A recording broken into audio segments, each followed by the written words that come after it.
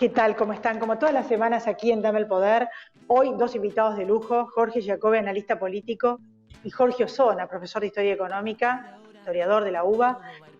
Dos temas que vamos a tocar. Por un lado, vieron que se postergó el tema de desalojar a quienes habían hecho la toma en Guernica, pero vamos a hablar de las tomas en general, porque tiene un conocimiento muy vasto de todo el tema de los planes sociales, el tema de los punteros, qué hay detrás, que no fue espontáneo, y se posterga para el 1 de octubre. Y el otro tema también, cómo se comportó la sociedad, qué cambios hubo con la epidemia que hubo en el siglo XX, y cómo se modificó, por ejemplo, el tema urbanístico, las migraciones y demás. Y con Jorge Giacobbe vamos a hablar obviamente del análisis económico, porque tiene una serie de encuestas siempre rigurosas y objetivas, realmente prestigiosísimo, que dan cuenta un poco de cuáles son las tendencias para las elecciones del año que viene.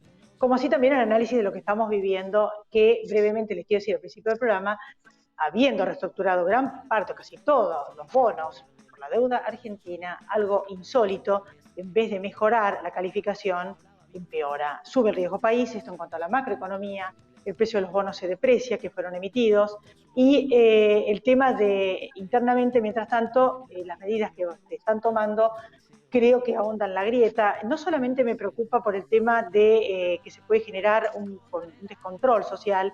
Fíjense ustedes que el tema de poner un contrato social nuevo, nuevos valores que ya lo habían advertido antes de ganar las elecciones y cuando recién ganaron, el oficialismo y el que avisa no traiciona, está ocurriendo. Son los valores que se están cambiando, se habla de no al mérito, cuando es una cultura donde hasta el libro daba cuenta de que era el mérito lo que llevó a la Argentina a ser lo que fue. Mi hijo el doctor, aquel libro famoso del siglo XX, en fin. Una serie de temas, como el tema de la propiedad privada, autorizar las tomas, nadie hizo nada cuando llegaron, y así una serie de medidas que ya venimos hablando con economistas, todos los programas anteriores, que hacen un choque, generan un choque en estos dos grupos societarios tan importantes del país, donde veremos cómo termina esta historia. Hasta el mismo ministro dijo que la grieta cuesta y se tendría que solucionar porque cuesta en plata. Lo que más me preocupa es saber hacia dónde vamos, qué sistema político en definitiva, no solo los valores, hacia dónde vamos, para poder decidir, porque si quieren un estatismo o quieren cambiar completamente los valores y el sistema político, es interesante que lo avisen, cosa que la gente que no está de acuerdo se pueda ir. De hecho, igual ya se está produciendo una diáspora y mucha gente se está yendo por esto. Después de la pausa, Jorge Osona y Jorge Giacobbe. No se vayan.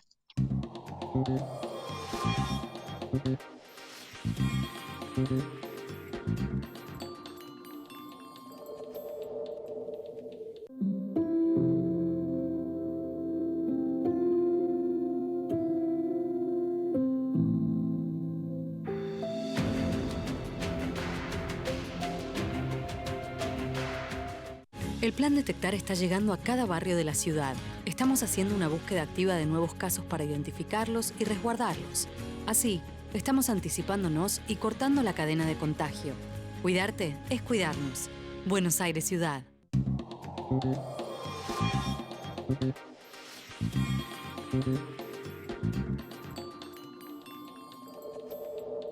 ¿Qué tal, Jorge? ¿Cómo estás? ¿Tanto tiempo? ¿Bien? Gracias por ¿Cómo estar. estás, Liz, Y tanto justamente, tiempo? ¿qué hay detrás de estas tomas? Aparte del caldo de cultivo de la pobreza Mirá, ¿qué hay aprovechado detrás siempre de esta? por una perversa política. O sea, aparte de eso, esta pobre Mirá, gente que no tiene la culpa de nada. no, hay varias cosas, ¿no? Estas tomas son varios negocios superpuestos. Hay un negocio inmobiliario, evidentemente, porque una cosa es el que de una u otra manera saquea la tierra, la toma, la distribuye, la vende, y después quien compra, el segundo, el que le compra al saqueador, que generalmente es una persona que tiene mucho dinero como para pagar esas tierras a un monto muy elevado, ¿verdad? Y después establecer toda una serie de negocios que, bueno, hasta el momento son incógnitos, porque no sabemos bien de qué se trata. Pueden ser talleres clandestinos, pueden ser cocinas, puede ser, qué sé yo, casas de inquilinatos. Hay una cuestión inmobiliaria, por ahí va a pasar una ruta, está planificada la construcción de una ruta que evidentemente va a valorizar mucho esas tierras, de manera que no por nada el asentamiento se instala ahí, en un lugar tan poco accesible para los vecinos, es decir, es un lugar aislado, todo lo contrario de lo que debe ser un plan de urbanización.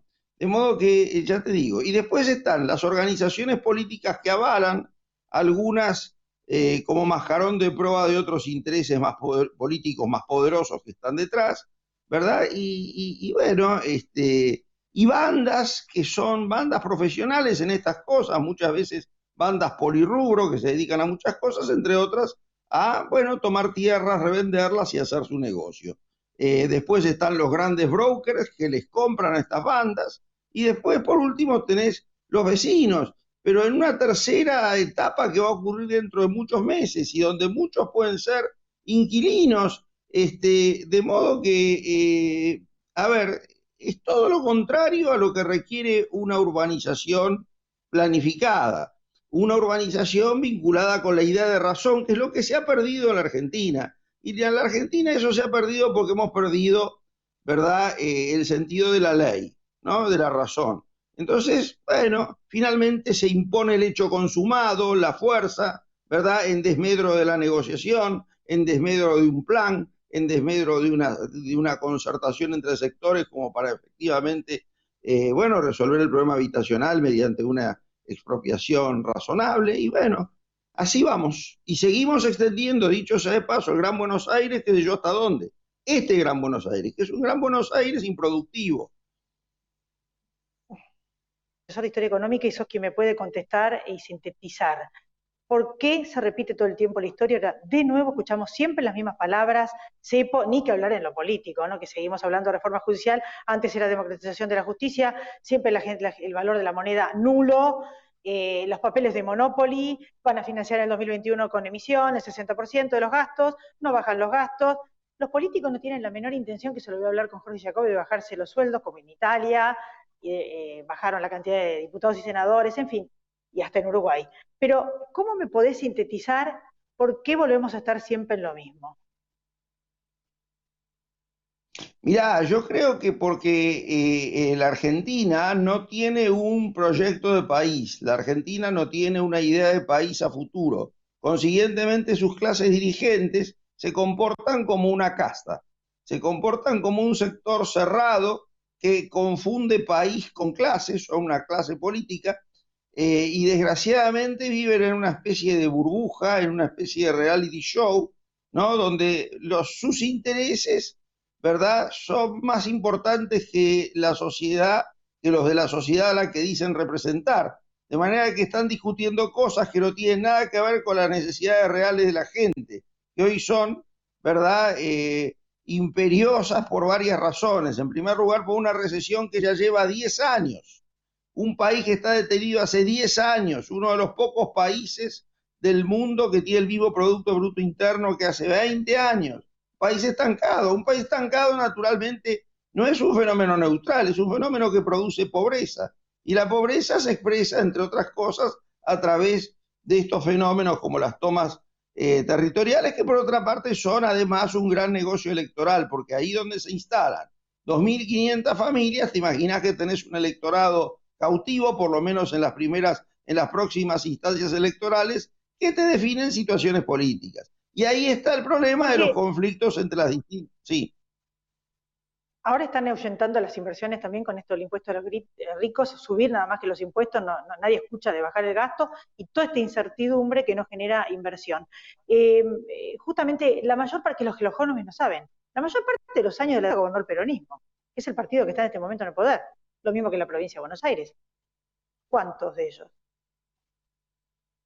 Mira, sí, pero yo no estigmatizaría el peronismo. Creo que, primero, que hay que ver hasta qué punto esto es el peronismo. Este es un conjunto de tribus donde hay de todo. Hay gente de origen peronista y otros peronoides, otros que son aliados, asociados. Ahora, este gobierno, la estructura de mando, la estructura del esquema de poder de este gobierno, bien poco tiene que ver con el de un gobierno peronista, donde hay un conductor, un jefe que manda, que a su vez es el jefe del partido. Acá hay una jefa que no manda, que tiene el poder, que está resolviendo sus problemas, que al mismo tiempo ha puesto un presidente, ¿verdad? Y que es un presidente que, a ver, demuestra tan pocos éxitos en su gestión, que no le ha quedado margen ¿verdad? O los márgenes que ella le ha dado, le ha conferido para que resuelva algunos problemas como el económico, andan tan mal y son tan contradictorios que finalmente no le queda otro margen que ultra kirchnerizarse.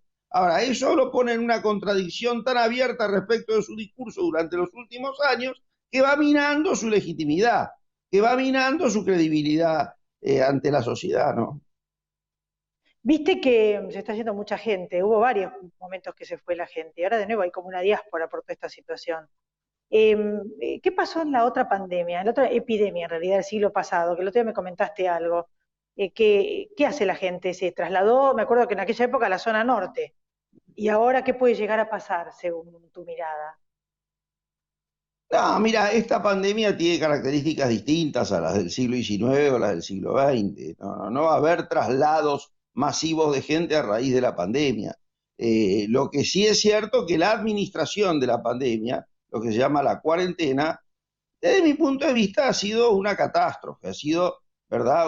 Ha tenido resultados catastróficos. Primero porque es la cuarentena más larga del mundo, primero. En segundo lugar porque, bueno, se jactan de que se ha mesetado. Ahora, este amesetamiento, ¿verdad?, mantiene esta larga agonía económica que tiene efectos brutales de quiebras, de desocupados, de gente que se va a quedar sin trabajo, ¿no? De modo que esto a lo mejor debió haberse resuelto de una manera más inteligente, por ejemplo, saliendo a buscar el virus, saliendo a buscar los focos del virus como para establecer mini cuarentenas allí, como se hace en los países del mundo donde con la experiencia de lo que había pasado en Europa, ¿verdad? Aprendieron de esa experiencia y empezaron a operar de esta manera. Acá tenemos un amesatamiento eterno y finalmente vamos a terminar teniendo resultados semejantes a los que decíamos combatir a través de este modelo de cuarentena inteligente que resulta ser inverso a los resultados, ¿no?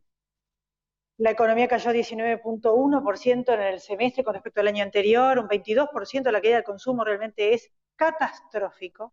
Segundo país en miseria del mundo. Bueno, ya hemos hablado mucho con economistas, pero desde tu mirada histórica, ¿qué ves? ¿Vos ves, conocés gente que se va a ir? ¿Cómo ves el tema? ¿Va a haber inmigración? ¿Vos crees que cuando se salga este corset se va a ir mucha más gente, se va a ir mucho más plata? O sea, realmente estamos todos muy preocupados con todo esto, ¿no? Ni que hablar de los dólares.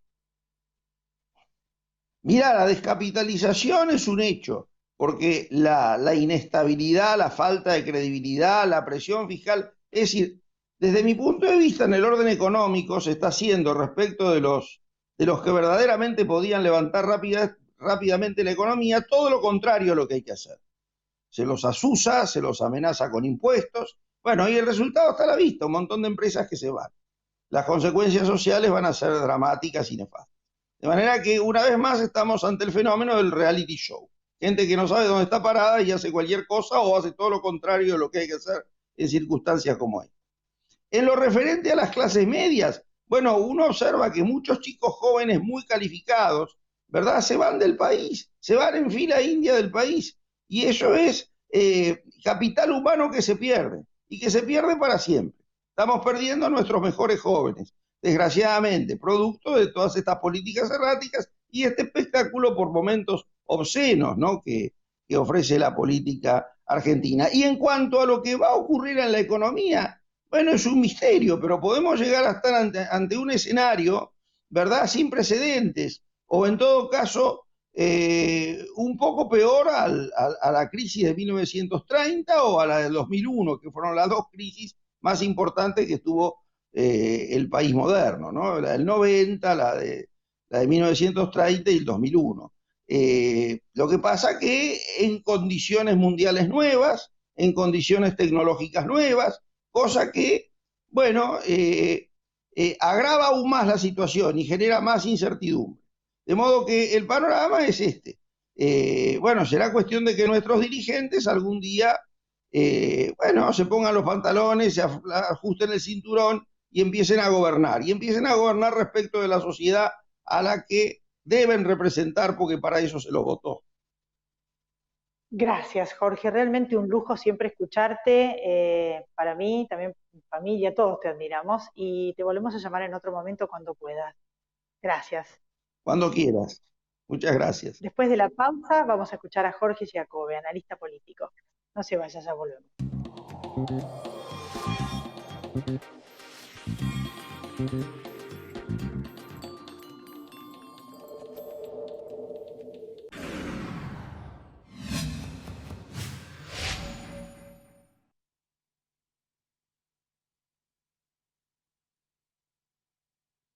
Grupo Petersen, desde 1920, construyendo el país.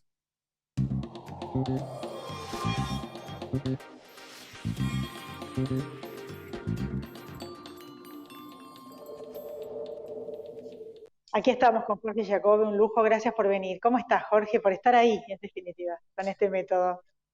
Yo muy bien, gracias por el espacio.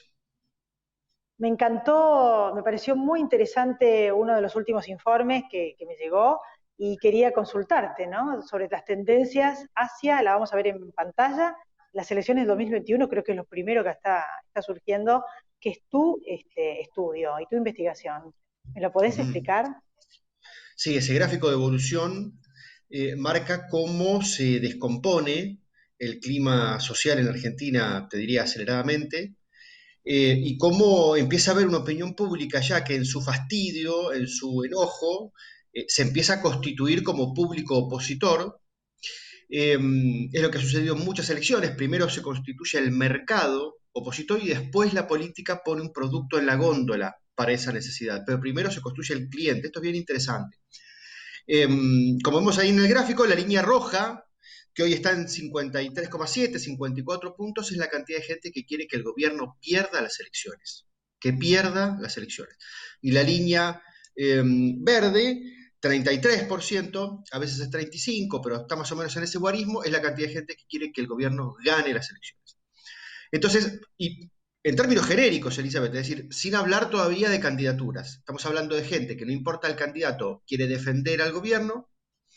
Eso va a ser sólido, eso va a ser en todo el país, van a presentar la misma boleta en todo el país, de modo tal que va a haber una sumatoria de todos esos puntos. Lo complejo está del lado de la oposición, porque ese hoy 54%, hay que ver qué herramienta toma en cada una de las provincias. Y hay que ver si también hay una fuerza nacional que presenta boleta en todas las provincias, o si de vuelta, como en el 2009 y en el 2013, la oposición va a ir con un sello diferente en cada lugar. Y esto es importante porque, ¿te acordás que en el 2009 y en el 13 también, la oposición ganó en los principales distritos, pero el oficialismo terminó contando que las elecciones las habían ganado ellos porque ellos podían sumar los votos de todo el país.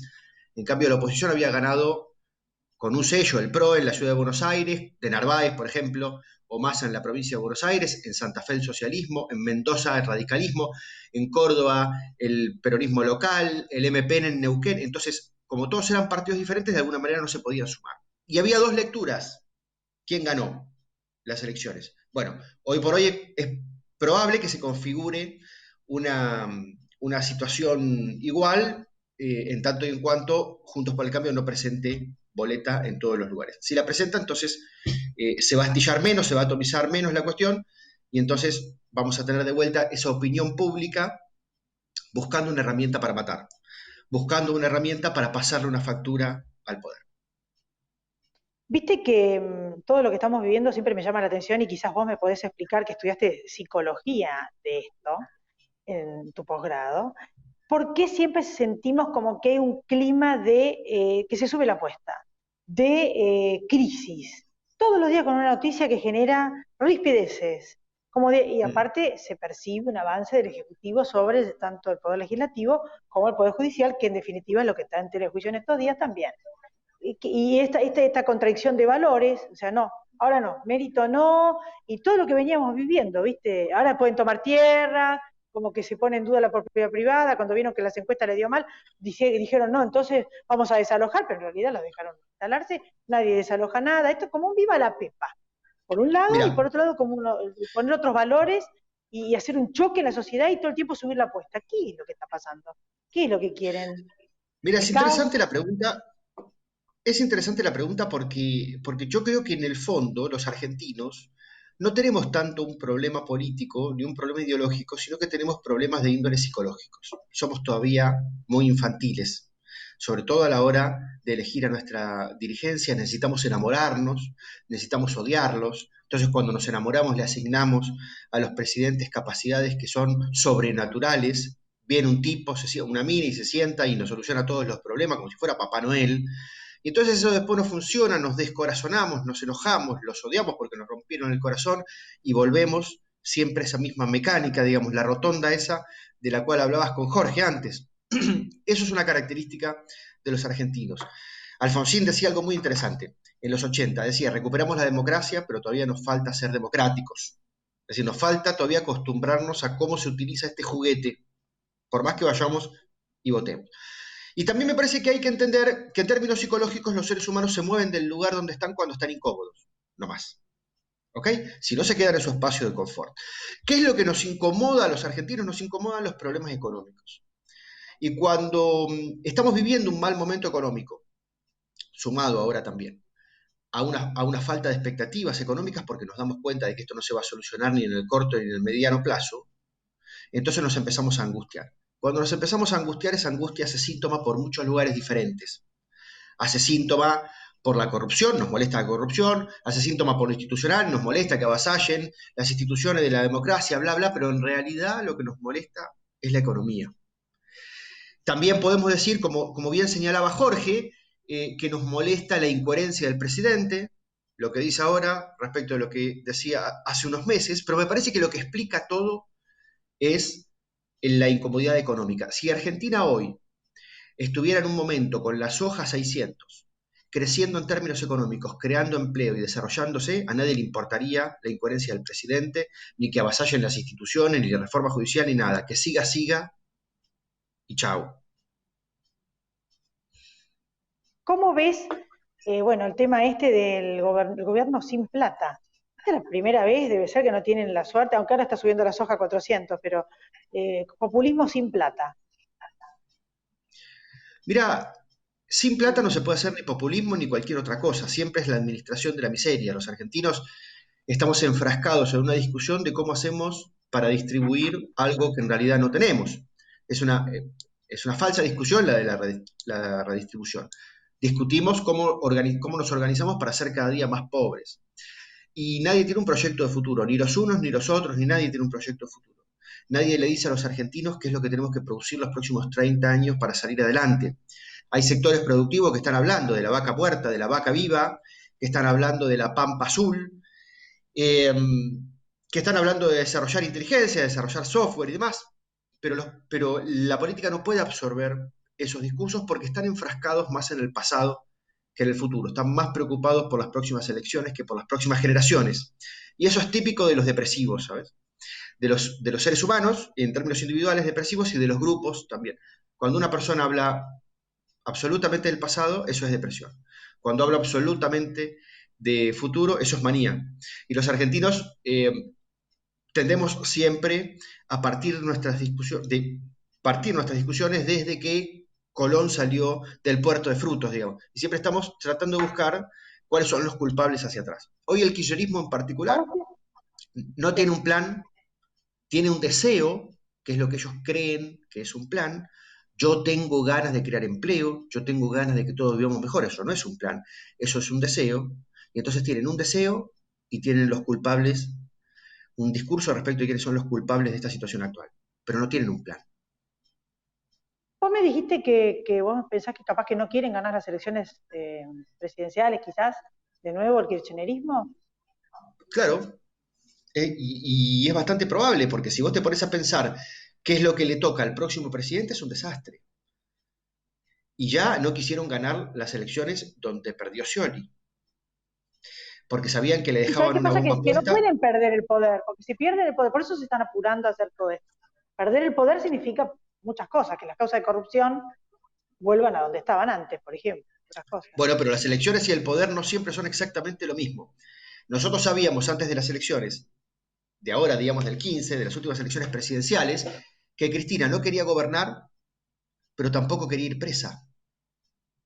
Entonces, la operación de poner a Alberto Fernández al frente para que se coma todos los sopapos de los problemas que venían, pero quedarse con el poder para hacer la reforma judicial que mandara a todos a la impunidad, es una operación perfecta. En términos políticos es mala para el país, digamos, pero en términos estratégicos es una operación maravillosa y le salió bien de Elizabeth. Ahora, ella creía que iba a tener 4 años de poder para poder reformar la justicia y zafar de las causas. Ahora, la descomposición social le acorta los tiempos, porque es muy probable que si en las elecciones legislativas el gobierno sufre un revés, un cachetazo, entonces la composición de las cámaras sea peor para ellos y entonces la reforma judicial es ahora o nunca. Por eso extreman la discusión en un momento inapropiado y aunque sea absolutamente irritante para la opinión pública. Lo que vinieron a hacer lo hacen ahora o no lo hacen más. Y después, Una última pregunta. perdóname, y después, ¿querés ganar las elecciones respecto a lo que viene o no? Última, la cuarentena, también tenés unos gráficos interesantes, parece que la mayor parte de la gente que piensa sensatamente que hay que aprender a vivir con esto y que no podemos seguir encerrados eternamente. Están todos cercenados los derechos a circular, a reunirse, las rutas van a ninguna parte, vos podés ir a cualquier ruta pero no podés entrar a ningún pueblo. O sea, es una cosa increíble. A trabajar, solo trabajan los esenciales, no puedes subir en ningún colectivo, el que no te lleva en un remis no puedes ir a trabajar. O sea, el 40% del país que está en negro no puede trabajar. O sea, es de locos todo esto. ¿Y qué te dio la encuesta? Mira, 2 preguntas nuestras explican bastante bien el momento. Una es el temor al coronavirus. El temor al coronavirus no bajó, Elizabeth. Sigue siendo 75% la cantidad de gente que le tiene algo o mucho de temor al coronavirus. O sea, no es la explicación que le perdimos miedo al coronavirus, no es cierto. Lo que sucede es que no aguantamos más el momento. Y por eso la aprobación de la cuarentena sí bajó sideralmente. Al principio era 85% la cantidad de gente que quería que Alberto extienda la cuarentena. Y hoy es 35%. Fíjate que bajó 50 puntos. ¿Ok? Entonces lo que pasó es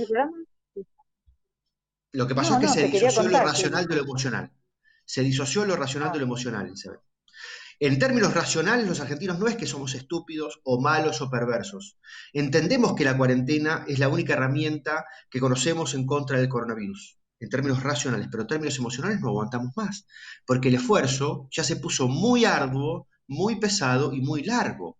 Como cuando vos querés dejar de fumar o querés hacer una dieta. La primera semana es fácil, la segunda semana es un poco más complicado, la tercera es picante, la quinta semana te levantás a la noche y atracás la heladera porque no das más, Elizabeth. Aunque vos sepas que vas en contra de tus intereses, claro. Yo estoy de acuerdo, porque de hecho como se hizo en Europa, que aprender a convivir con el virus. Y para terminar, te lo cuento yo a vos, estoy en Balcarce, acá hay más casos, es verdad, aumentaron en el interior del país y disminuyen en capital, pero se maneja de otra manera.